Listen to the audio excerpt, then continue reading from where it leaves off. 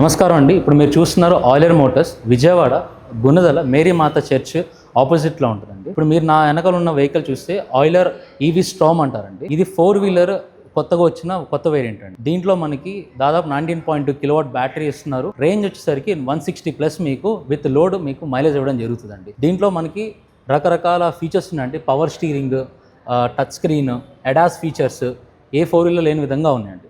దీని deck size చూసుకున్నా సరే 8.2 ఫీట్ లెంత్ ఉంటుందండి. ఇది హైయెస్ట్ ఇన్ బేసిక్ సెగ్మెంట్.